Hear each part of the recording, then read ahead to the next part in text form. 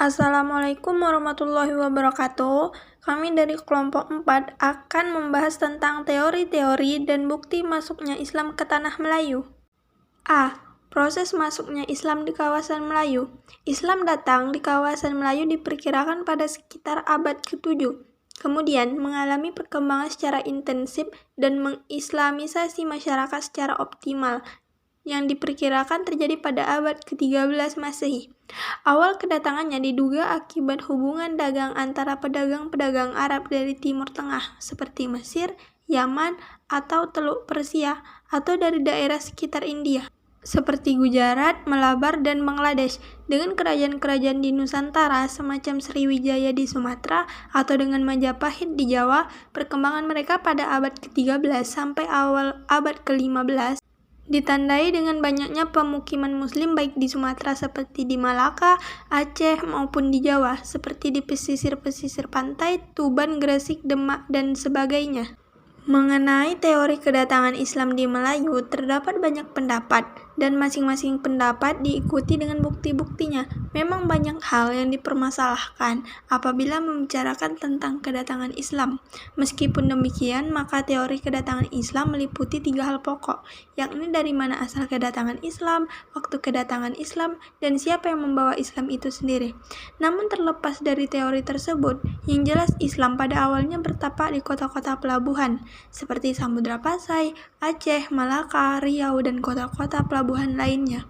Hal ini disebabkan karena Kepulauan Melayu memang berada di persimpangan jalan laut bagi para pedagang yang akan melakukan perjalanan perniagaan, misalnya pedagang Arab, Persia, India, dan Cina, dengan 2 arah bolak-balik. Oleh sebab itu, secara umum dikatakan bahwa Islam disebarkan oleh para pedagang Muslim yang melakukan pedagang ke berbagai wilayah. Sebelum Islam datang ke tanah Melayu, orang-orang Melayu adalah penganut animisme, Hinduisme, dan Buddhisme. Namun demikian, sejak kedatangannya Islam secara berangsur-angsur mulai meyakini dan diterima sebagai agama baru oleh masyarakat Melayu Nusantara. Proses Islamisasi di Nusantara tidak dapat dilepaskan dari peranan kerajaan Islam. Berawal ketika raja setempat memeluk Islam, selanjutnya diikuti oleh pembesar istana, kaum bangsawan, dan kemudian rakyat jelata. B. Teori-teori penyebaran Islam di kawasan Melayu. 1. Teori Arab. Pendapat ini menyatakan bahwa Islam datang langsung dari Arab atau lebih tepatnya dari Hadramaut. Karena jika dilihat secara nyata jauh ke belakang, sebenarnya telah terjadi hubungan antara penduduk Nusantara dengan bangsa Arab sebelum kelahiran Islam. Dalam satu catatan, telah ditemui pada tahun 650 Masehi atau 30 Hijriah, perkampungan tersebut dihuni oleh orang-orang Arab yang datang ke Sumatera pada abad ke-7 Masehi.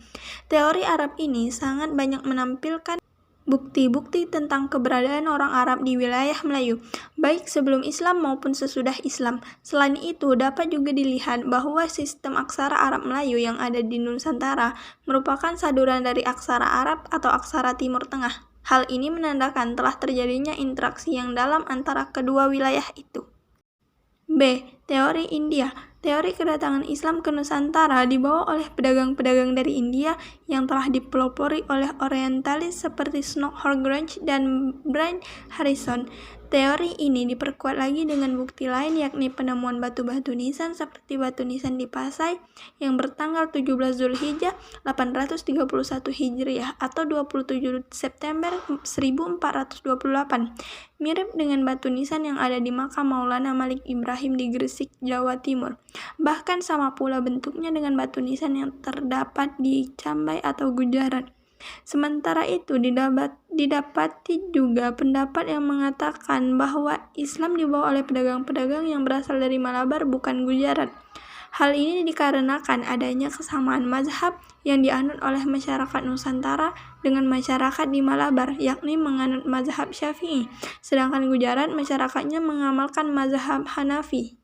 Selain itu, Gujarat menerima Islam lebih belakang dari Pasai. 3. Teori Cina. Terdapat juga teori yang mengatakan bahwa Islam dibawa ke Nusantara melalui negara Cina. karena Islam telah sampai ke Cina pada zaman pemerintahan dinasti Tang sekitar tahun 659 Masehi.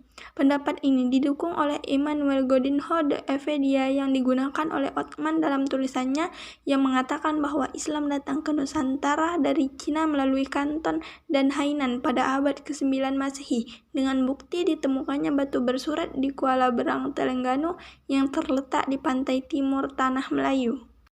4. Teori Eropa. Teori yang menyatakan bahwa Islam itu datang dari Eropa secara mutlak berpegang pada apa yang disebutkan oleh pengembara Italia Marco Polo bahwa masuknya Islam ke Asia Tenggara adalah pada abad ke-13 Masehi di sebelah utara Pulau Sumatera. Dalam hal ini, mereka membatasi pendapat hanya pada perjalanan Marco Polo ke daerah tersebut yang terjadi pada tahun 1292 Masehi dengan pendapatnya sebagaimana yang tertulis di dalam ensiklopedia dunia Islam sebagai berikut. Sesungguhnya semua penduduk negeri ini adalah penyembah berhala kecuali di kerajaan kecil Perla yang terletak di timur laut Sumatera di mana penduduk kotanya adalah orang-orang Islam.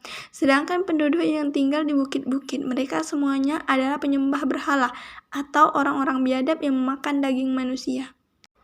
5. Teori Muslim. Pendapat Syarif Alwi bin Thohir Al-Haddad, salah seorang mufti Kesultanan Johor, Malaysia, mengatakan bahwa pendapat-pendapat para sejarawan tentang masuknya Islam ke Asia Tenggara adalah tidak tepat, terutama pendapat sejarawan Eropa yang menetapkan masuknya Islam ke Jawa pada tahun 800 sampai 1300 Hijriah di Sumatera dan Malaysia pada abad ke-7 Hijriah.